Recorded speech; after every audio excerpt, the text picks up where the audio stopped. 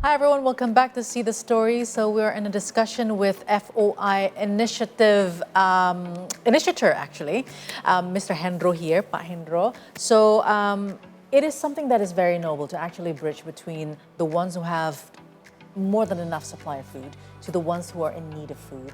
And you have been successful in making this movement into bridging those, in the gap in between. So now we want to know how big is actually the supply for you to actually give out to the people in need and on a daily basis? Okay. For the last 6 years, FOI working together with one of supermarket in Indonesia belong to Dutch actually. We already distribute more than 4,000 tons. Yeah. 4,000 tons. That's on a daily basis. No. For around 6 years. Oh, and around 6 Around 6 years. But for a daily basis, how many kilos or how many tons do you distribute? You just calculate the average. The average. The average. All right. 4,000 tons divided by 6 years. You don't distribute for ready-to-eat food, for example, like nasi kotak or rice box. Like what a kind full of food menu. do you distribute? But we initiate or we encourage mother in the society and woman to work in gotong royong or in community and set up their own kitchen, community kitchen. All right. Then we support the community kitchen with the food. Materials. Yeah, the materials. Because a lot of the suppliers are coming from food industries, Yes. supermarkets, so they can actually give the supply of the materials, and then these kitchens will do the cooking. Yep. Okay. And So of course, not 100% we supply the material food itself, but we ask them to complete the food. Yeah, for example, I don't give them salt, for example, but they have to Find out somewhere else. Yeah. okay, so maybe for the type of food like rice and other dry food you provide, but for other side dishes and all the miscellaneous thing they have to provide themselves. Yeah. Okay, so when you say that you are more focused on dry food, how do you guarantee the quality of the dry food? Because I believe most of companies, they want to donate their maybe leftover food or dry food because they can't do anything about it, or it approaches the date of expiry.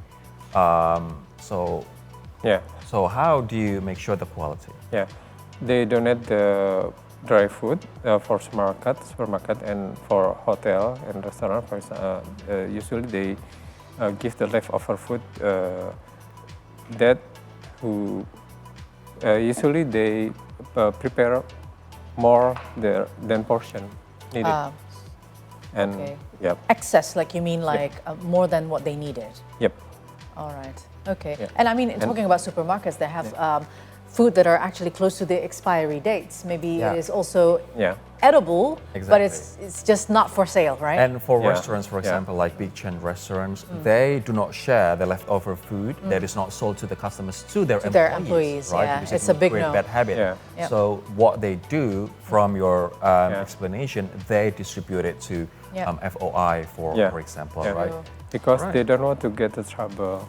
Of course, by giving food to somebody else they do not know. So in this case, Foodbank is fully responsible with the safety of food. We do a kind of organoleptic test. Oh, okay. So this actually answers my question, Pak Hendro. I was thinking that, okay, if I was to be a businessman in food industry, for example, or if I own a restaurant, for example, right? Where should I waste my leftover food if I don't want to give it to my employees because it will create a bad habit, bad mentality, right? Where should I put that into? Now we have the answer, right? And also, you said you provided the test for all the food before it's been given out, right? Yeah. Actually, the standard procedure in industry is to destroy the food. Right. Yeah. Then it becomes a But- waste completely. Yeah, Completely become a waste. waste completely, Yeah. and it needs more money to destroy, or give it back to the distributor. Return it back. Yep. Right. Okay. We will continue our discussion, Yeah. but before that, let me give you some stories about the food that would usually end up in landfills. Guess which one is up on the first list? Bread. Oh, that's right. So more than 240 million bread are chucked away every year. The only way to solve this problem is by reducing bread waste by increasing longevity. A researcher from Texas Tech University said that in room temperature, bread can get moldy in 10 days. But if we heat the bread in a microwave for 10 seconds, it can extend its shelf life up to 60 days. So you keep heating it up every single day and it will go up for 2 months. Well, hang on, but that also It will be- concerns the health as well, right? Yeah, The it will health be as side. hard as your shoes. If you do that every day. Well, French bread is really hard, but it's still Baguettes. healthy, right? Baguettes is still healthy, Yeah. but if you reheat it over and Yeah, over it'll again be a so stone. that it will last 2 months, I am concerned with the health. Yeah, it's like a wood, perspective, eating a right? wood. Well, anyway, there are many disadvantages and harm if Yeah. we waste our food in the landfills or if we don't finish our food, because it will impact the environment and it will negatively impact the climate. It will create climate crisis as well, right? True. So let's now move on to another story. This is another wasted food, is potatoes. So Ooh. potatoes are usually consumed as carbohydrates. However, it is included in the list of most wasted food in the world. Oh, people Maybe in nowadays. Indonesia it is rice, right? Yeah, it is rice. But I mean, nowadays, maybe a lot of people eat more protein than carbohydrates. That's why potatoes are being wasted. So about 5.8 million potatoes are wasted and would end up in landfills. And to reduce potato waste, we can try to store potatoes in a cool and dark place and keep them away from garlic so that it does not sprout. This will help extend its shelf life, and you can also make other dishes like potato soup. Exactly. You can make fritter out of potato. Love potatoes, actually. Well, anyway, some people eat their breakfast with cereal or bread with milk. But do you know that milk is the second of the list of the most wasted food in the world? Let's take a look. Can't we I think make this is because yogurt? the- Can we make yogurt out of this? I think this applies on the expiry date because it's very Yeah. short for milk, right? Yeah. Yeah, so around 5.9 million glasses of milk are poured into the sink every year. As a result of their limited lifespan, dairy products are some of the most wasted food worldwide. But we can reduce milk waste by freezing the milk in freezer or freeze-proof containers. And you can put it out several minutes before you drink it. Oh wow, I just knew it. Or you can use milk to make pancakes or other foods. Certainly, or even soup. Like cream soup or something, right? Yeah, Yeah. that's right. So, Pak Hendro, are you also concerned that by the prevalence of food waste, for example, in Indonesia, as Indonesia is the fourth biggest food waster, Contributor. Yeah. will also impact the environment, and it will also fulfill the landfill, and Yeah. we cannot contain, and it will also impact the climate, for example. Yeah. Food waste contribute around 30% of methane. Methane. Yeah.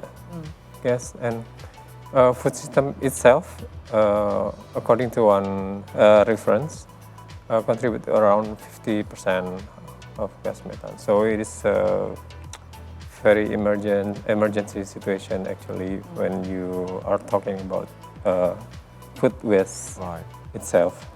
But also according to United Nations Environment Program, Indonesia contribute around 21 ton per year food waste. In other side, we can see that we have also about 25 poor people in Indonesia. So Yeah. it's become very ironic.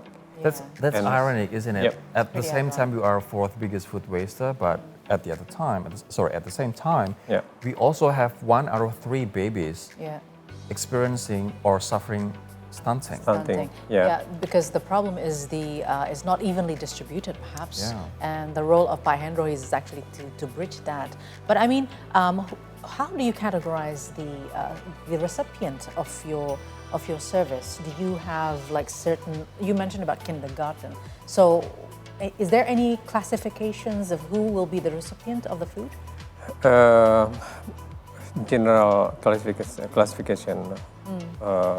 What you call in my religion fakir and miskin. Yeah, something like that. But how to differentiate? We invite local activists, usually women, 80% women. And through their observation, because they live there, they know. Who are badly Yep. in need of the food? Yeah. Okay. I'll give you another record about ironic something food waste and hunger. Indonesia also ranked the second from the bottom about stunting. Right. So we are the lowest. The lowest one is Timor, Oh. and we are in the second Yeah. stunting. For the level of stunting, Yep. for the number of stunting Yep. babies. Yeah, Yep. 1 out of 3. It's very ironic, right? Yep. So, Pak Hendro, this is going to be our last question to you. So, Yeah. if I believe there are many viewers who are watching our show tonight, are really interested to donate or to contribute to your initiative, what should they do if they want to be an activist or if they want to donate to your organization? Okay, if they want to be activists, it's easy nowadays because you just type Foodbank of Indonesia and you can find social media. Foodbank of Indonesia. It's Foodbank on of Indonesia. Instagram, on Yeah. YouTube, Yeah. etc. Right? Yeah, and if you want to donate, the information already there, and I can finish my information to you that the leftover food that we use, we distribute to children in some area. We can press the stunting rate become 0 Oh wow. Okay. That's because we help mothers who pregnant and give feeding breast milk, breast nursing milk. moms. Yeah. I agree. If, Yeah. Let alone if you when you explain to us that most of the food distributed are Processed dry food, Yeah. so it will reach more rural areas in Indonesia Yeah. in a timely manner, right? Yeah. So we don't. Especially in urban area for In urban area. yeah, for processed food, but in rural area we encourage people to find local food itself. Local food bank. Yep, no, local food. Local food. Local food.